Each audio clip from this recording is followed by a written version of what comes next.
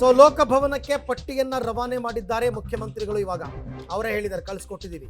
ಪರಿಷ್ಕೃತ ಪಟ್ಟಿಯನ್ನ ರವಾನಿಸಿದ್ದಾರೆ CM DK Shivakumar.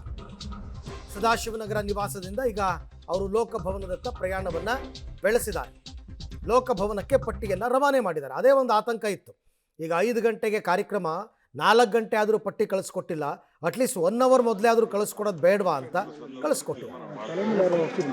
ನನ್ನನ್ನು ಕೂಡ 2004ರಲ್ಲಿ ಮಂತ್ರಿಗಳಿಗೆ ನನ್ನೇ ತಗೊಳ್ಳಿಲ್ಲ. ಸಿದ್ದರಾಮಯ್ಯವ್ರ ಸರ್ಕಾರದಲ್ಲೂ ನಾವು ಸ್ಟಾರ್ಟಿಂಗ್ ತಿಳ್ಕೊಂಡಿರಲಿಲ್ಲ. ನಾವು ತಾಳ್ಮೆಯಿಂದ ಇದ್ದೋ. ತಾಳ್ಮೆಯಿಂದ ಇದ್ದಕ್ಕೆ ಈ ಸ್ಥಾನದಲ್ಲಿ ನಾನು ಕೂತಿದ್ದೀನಿ. ಎಲ್ಲರಿಗೂ ರಿಕ್ವೆಸ್ಟ್ ಮಾಡ್ತೀನಿ, ತಾಳ್ಮೆಯಿಂದ ಇರಬೇಕು. ಎಲ್ಲರಿಗೂ ಒಂದಲ್ಲ ಒಂದು ಅವಕಾಶ ನಾವು ಕ್ರಿಯೇಟ್ ಮಾಡ್ತೀವಿ. ದಯವಿಟ್ಟು ತಾಳ್ಮೆಯಿಂದ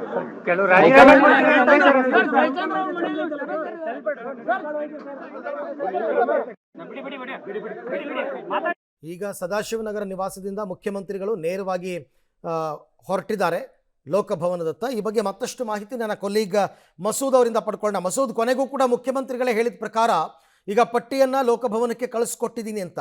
ಕೊನೆ ಹಂತದಲ್ಲಿ ಏನಾದರೂ ಬದಲಾವಣೆಗಳಾಗಿದೆಯಾ? ಇನ್ನೂ ಏನಾದರೂ ಅಚ್ಚರಿಗಳನ್ನು ನಿರೀಕ್ಷೆ ಮಾಡ್ಬೋದಾ ಅಂತ?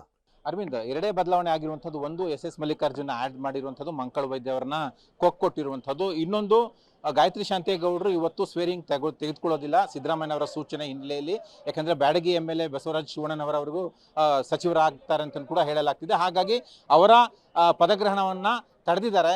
ಆ ಹಿನ್ನೆಲೆಯಲ್ಲಿ 19 ಜನ ಮಾತ್ರ ಇವತ್ತು ನೂತನ ಸಚಿವರಾಗಿ ಪದಗ್ರಹಣವನ್ನು ತೆಗೆದುಕೊಳ್ತಾರೆ. ಲೋಕಭವನಕ್ಕೆ ಈಗಾಗಲೇ ನೂತನ ಸಚಿವರು ಕುಟುಂಬ ಸಮೇತ ಬರ್ತಾ ಇದ್ದಾರೆ. ಮುಖ್ಯಮಂತ್ರಿಗಳು ಇನ್ನು ಕೆಲವೇ ಕ್ಷಣಗಳಲ್ಲಿ ಬರ್ತಾರೆ.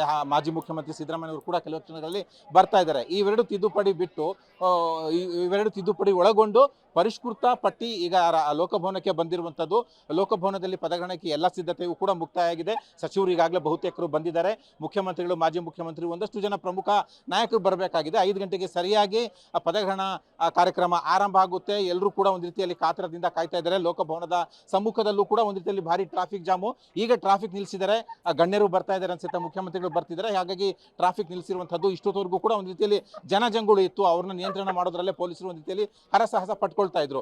ಇನ್ನೇನು ಕೆಲವೇ ಕ್ಷಣಗಳಲ್ಲಿ ಆರಂಭ ಆಗುತ್ತೆ ಪದಗ್ರಹಣ ಕಾರ್ಯಕ್ರಮ. ನೂತನ ಸಚಿವರು ಎಲ್ಲರೂ ಕೂಡ ಕುಟುಂಬ ಸಮೇತ ಬಂದಿದ್ದಾರೆ. ಅವರಲ್ಲಿ ಸಂಭ್ರಮ. ಒಂದು ಕಡೆ ಗೊಂದಲ, ಅಸಮಾಧಾನ, ಬಂಡಾಯದ ನಡುವೆ ನೂತನ ಸಚಿವರು ಪದಗ್ರಹಣಕ್ಕೆ ಸಿದ್ಧರಾಗಿ ಕೂತಿರುವಂಥದ್ದು. ಮುಖ್ಯಮಂತ್ರಿಗಳ ಆಗಮನ ಬೆನ್ನಲ್ಲೇ ಕಾರ್ಯಕ್ರಮ ಆರಂಭ ಆಗುತ್ತೆ. ಅರವಿಂದ್.